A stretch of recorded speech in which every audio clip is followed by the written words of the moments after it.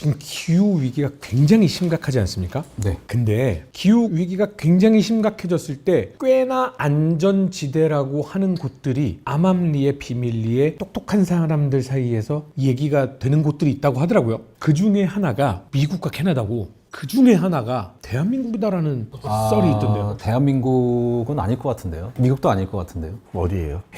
아무래도 뭐 북쪽이니까 캐나다, 시베리아, 알래스카, 그린랜드 이런. 그러니까 이제 제가 얘기하는 거는 온도가 많이 올랐을 때, 한 4도 이상 올랐을 때, 산업화 이전 대비. 그러니까 산업화 이전이라고 하면은 1850에서 1900년 사이 평균 기온입니다. 그때보다 4도 이상 오르게 되면은 한반도 포함해가지고 만주 연해주까지 농사를 지을 수 없는 땅으로 변한다는 그런 시뮬레이션 결과가 있어요. 그러니까 농사를 지을 수 없다는 거는 식량 생산할 수 없다는 거니까 이제 뭐 부자들은 어떻게 뭐 적응하겠지만 가난한 사람들은 다른 곳으로 이동을 해야 되는 거죠. 먹고 살기 위해서는. 제가 안 그래도 시베리아에 땅을 사놓으려고 그랬는데 강 교수님, 시베리아 땅은 평당 얼마나 해요? 제가 있었을 때가 참 이게 하여튼 이 돈을 피해가는 재주가 있어요. 제가 유학 나왔을 때가 아파트 하나가 예컨대 2만 달러였거든요. 그게 지금 200만 달러를 하거든요. 그러니까 그때는 진짜 헐값이었어요. 근데 지금은 엄청 올랐겠죠. 200배가 뛰었네요. 예, 그러니까 저는 안 됩니다. 예. 오프닝 쓸데없는 이야기 죄송합니다. 얼마 전에 콜롬비아에서 보물선이 발견이 됐습니까? 그러니까 이게 스페인 시대 때 이제 사용하던 배가 해저에서 확인이 돼가지고, 그래서 여기 콜롬비아랑 스페인 측이랑 그 소유권들도, 이게 왜냐면 이제 거기 나온 이제 여러 가지 그 물품들의 이제 값어치가 높기 때문에 양국 사이에서 이제 좀 이렇게 갈등이 벌어지고 있다, 뭐 이런 기사가 좀 나오고 있는 것 같아요. 스페인선이면은 꽤나 잘 나가던 시대 배일 텐데. 그렇죠. 그리고 사실은 우리가 보통 이제 보물선이라는 이름을 쓰잖아요. 뭐 신한 보물선, 해저 보물선 이런 식으로 쓰는데, 이 보물선이라는 게 원래 일종의 항로 시스템이에요. 그러니까 정기적으로 운행되던 아메리카 지역과 스페인으로 오가던 정기 무슨 화물선 시스템을 이제 보물선이라고 불렀습니다. 스페니쉬 이제 트레저 플릿이라고 보통 불렸는데, 원래는 이게 스페니쉬 실버 플릿이거든요. 그러니까 이제 아메리카에서 나오는 이제 은을 유럽으로 가져가는 정기 항로 호송 시스템을 보물선이라고 했었는데, 그거를 이제 영국 사람들이 자주 털면서 이제 보물선이라는 이름으로 이제 부르기 시작을 했고, 그게 지금까지 이제 쓰이고 있는 표현인 것 같습니다. 근데 사실 이때 당시의 배라면 딱히 은보다 그때 당시에 유물이 있는 게 더 보물선 아닌가요? 이게 동네마다 해결이 안 돼 있는 게요. 보통 우리 문화재 가면 매장 문화재만 이야기하는데 소중 문화재는 사실 이게 법이 되게 복잡하거든요. 예컨대 신안 앞바다에 우리 대표적인 보물선 있지 않습니까? 그게 한국 배가 아니라 중국에서 일본 가는 배가 가라앉았다고 이야기하거든요.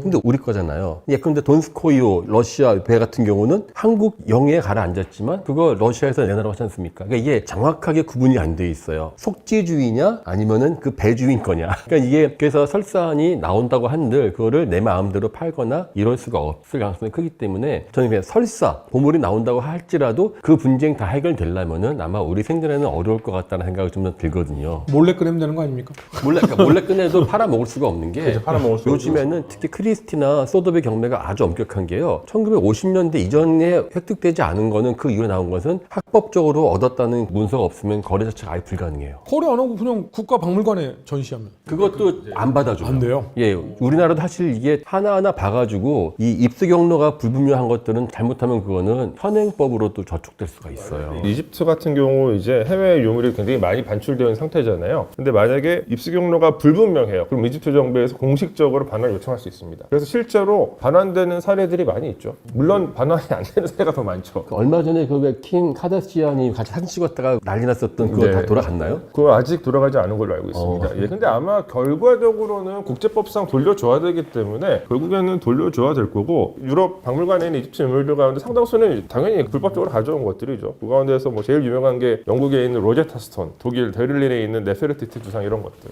예전처럼 이제 보물선 탐사가 이렇게 막 핫하지 않겠네요. 가장 이제 분명한 거는 원래 자기 나라 배가 자기네 연안에서 나오면은 분쟁이 없어지죠. 대표적인 사례가 스웨덴에서 나온 가장 뭐 보물선은 아니지만 침몰선을 이제 완전히 통째로 다 인양한 사례가 있어요. 바사오라는 원래 17세기의 선박인데 이게 1950년대에 발견이 돼가지고 1960년대에 선박이 통째로 다 인양이 됐습니다. 그래가지고 지금 박물관에 전시를 하고 있죠. 여기는 뭐 어떤 소유권 다툼은 전혀 없습니다. 우리가 보물선 그 자꾸 옛날에 그 해적들 보물 뭐 하고 그런 것들을 떠올리는데 제가 알고 있는 경험으로는 지난 4, 50년 사이에 사이에 보물선이 나와서 발굴을 해서 대박을 터뜨렸다는 사람은 본 적이 없고 보물선이 나왔다는 소문을 내서 주가가 폭등해서 돈을 번 분들은 있는 것 같아요. 그러니까 실제로 그거는 내게 되는 것도 아니고 지금 말씀하신 것처럼 바사오도 있고 그러니까 이게 오히려 배를 발굴해서 전시하는 거는 그거는 배 자체가 돈이 되는 것이 아니라 우리가 이렇게 국력이 세다는 걸 과시하는 용도거든요. 일단 스웨덴의 바사오도 가장 그 나라가 잘 살 때 통째로 건져 올렸지 않습니까? 중국도 10년 전에 서해에 있었던 그 남해 1호 그거는 남해 1호라는 배가 가라앉았는데요. 명나라 때 거를 통째로 아예 그 갯벌체로 떴어요. 떠서 그거를 육상으로 옮겨서 육상에서 그거를 개펄해서 발굴을 하는 거예요. 그럼 거기서 나오는 물론 도자기도 있지만 판다고 뭘 팔지는 않겠지만은 그 가치가 그 비용의 몇 분의 1도 안 되는 거거든요. 그냥 그만큼 그 이제 보물선이란 거는 엄밀히 말하면은 좀 환상적인 거고 설사 내가 건진다고 한들 물론 저기 신안 앞바다 같은 경우는 뭐 문화재 보상액이 있겠지만은 그거 가지고 크게 돈 번다.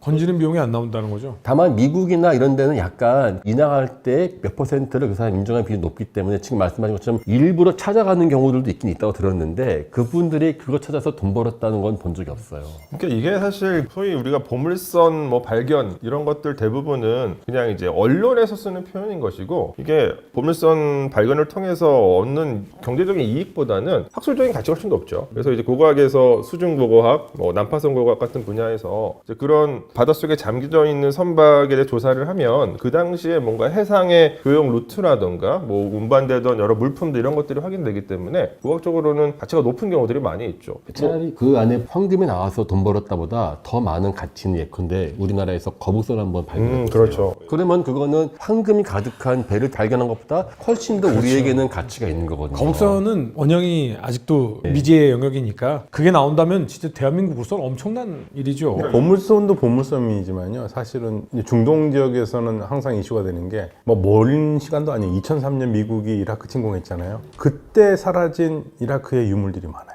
아, 그렇죠. 아니 근데 그게 아직도 어디로 갔는지 몰라요. 미국으로 빠져나가고 다 알 수 어렸겠죠. 없습니다. 되돌려 받아야 되는데 근데 어디로 갔는지 모르는 거잖아요. 그럼 미국으로 나갔을 거예요. 미국의 어디로 이후로 간지 나갔겠죠. 알면은 추적해서 가져올 수 있죠. 근데 어디로 간지 모른다는 얘기는 크리스티나 소더비 같은 공식적인 옵션도 있지만 사실 암시장도 되게 블랙마켓에. 많거든요. 그런 데서 아마 어떤 이제 굉장히 부유한 수집가들한테 팔려서 그 사람들의 뭐 사적인 갤러리나 사적인 창고에서 보관이 되다가 뭐 수십 년 후에 나올 수도 있어요. 안 나올 수도 있고 영원히. 근데 이게 남한테 자랑을 못하고 자기만 봐야 되잖아요. 자랑하면 법에 걸리니까. 자랑을 하겠죠 자기 친구들한테. 그러니까 돌려주는 게 일차적으로. 제일 좋죠. 그래서 지금 이라크에서도 계속 돌려달라. 그리고 문화재 환수 운동을 하는데 아유 뭐 안 돼요. 그게 잘.